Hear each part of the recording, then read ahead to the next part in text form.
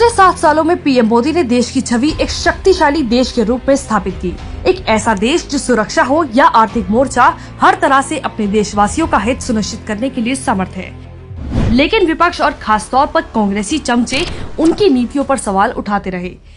एक बार देखते हैं पीएम मोदी ने देश में ऐसा क्या बदला जब पहले इन कांग्रेसियों को स्वर्ग दिखता था। गरीबों को मिला इलाज का हक।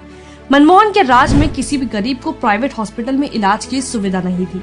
मोदी जी ने 5 लाख प्रति साल तक इलाज की सुविधा दी। कांग्रेस राज में किसी गरीब को सस्ता बीमा उपलब्ध नहीं था। मोदी जी ने 12 रुपए साल से लेकर 2 लाख का बीमा दिया। पेंशन धारकों को तोहफा। अर्थशास्त्री मनमोहन जी ये न सोच सके कि प्राइवेट वर्कर को 60 साल के बाद पेंशन कैसे दे।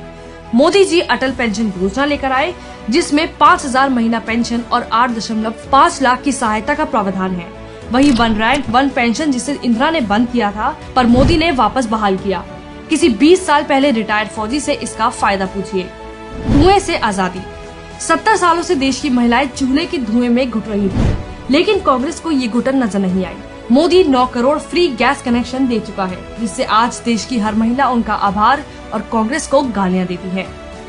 रेलवे की बदली सूरत। ये जो आज रेलगाड़ी की सूरत बदली है ना, ये जो रेलवे स्टेशन पर आरामदेह वेटिंग एरिया बनाए गए हैं, ये सब वर्ल्ड क्लास सुविधाएं इसी फेकू ने दी हैं। कांग्रेस के ईमानदार पीएम तो रेलवे को बस एक भ्रष्टाचार करने का मंत्रालय समझते थे।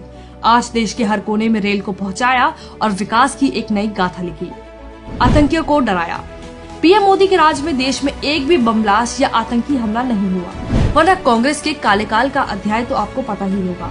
यादें धुंधली हो गई हो तो 26/11 याद कर लीजिए, कांग्रेस की लाचारी समझ आ जाएगी। एम्स का रिकॉर्ड।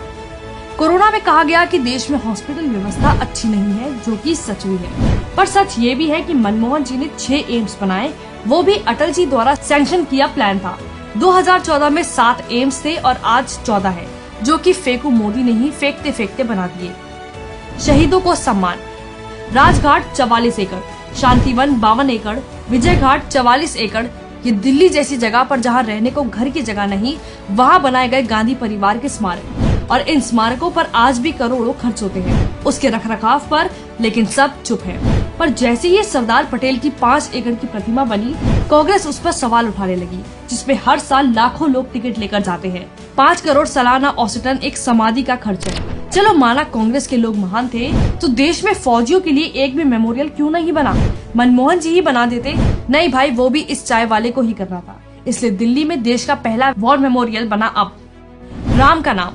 बात राम मंदिर की भी कर लें। जब तक मंदिर नहीं बना तो कहते थे ये तो बीजेपी का इलेक्शन का नारा है, और फिर जब इस फेकू ने राम मंदिर का मुद्दा सुलझा दिया तो सबको मिर्ची क्यों लगी? कांग्रेस ने कोर्ट में मंदिर मुद्दे का निर्णय देर से करने की एप्लीकेशन लगाई थी, याद है कि भूल गए? भूल ही गए होंगे आप। 1947 भूले, सुभाष जी की हत्या भूले, शास्त्री जी की रहस्यमय मौत भूले, 1962 की चीन हार भूले जिसमें हजारों एकड़ जमीन चीन ले गया। आप 1984 भूले, 1979 कश्मीर भूले, 1992 में राम भक्तों पर चली गोली भूले, 26/11 जैसे अनेक बम ब्लास्ट भूले, अनेक घोटाले भूले। 100 करोड़ से ज्यादा लोगों को मुफ्त टीका, मुफ्त इलाज, ऑक्सीजन मुफ्त, अनाज मुफ्त, सिलेंडर, वेंटिलेटर और तमाम अन्य सहायता दी। लेकिन गाली तो हम फिर भी देंगे, क्योंकि हम कांग्रेसी हैं। बाकी आपको तय करना है। इस तुलनात्मक विवरण का मकसद सिर्फ इतना ही है कि आप अंधभक्त बने ना बने, पर अंध आलोचक बिल्कुल ना बने।